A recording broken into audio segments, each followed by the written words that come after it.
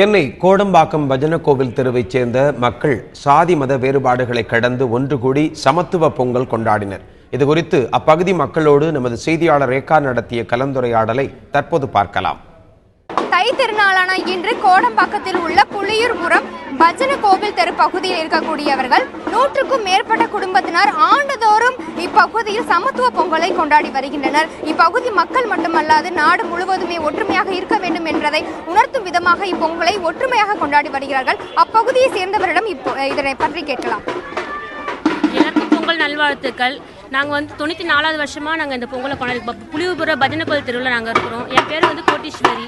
பொங்கல் நாங்கள் இந்து முஸ்லீம் கிறிஸ்டின் பாகுபாடின்றி நாங்கள் எல்லாருமே இந்த பொங்கலை கொண்டாடிட்டு இருக்கோம். இந்த பொங்கல் பொங்கி வரும்போது நம்ம வாழ்க்கையில் இன்பம் துன்பங்கள் எல்லாம் பொங்கி நம்ம போகிறோம். கண்டிப்பான இந்த பொங்கல் திருநாளை இனிப்பும் பங்கேற்று விருப்பமாக நம்ம பொங்கல் திருநாளை வாழ்த்துகிறேன்.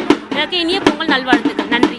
அவர்கள் மட்டும் கிடையாது, இந்த பகுதியில் இருக்கிறவங்க எல்லாருமே பார்த்தீங்கன்னா ரொம்பவே உற்சாகமா இந்த தை திருநாளை வரவேற்று கொண்டாடிட்டு இருக்காங்க. தந்தி டிவி செய்திகளுக்காக ஒளிப்பதிவாளர் மகேஷுடன் ரேகா.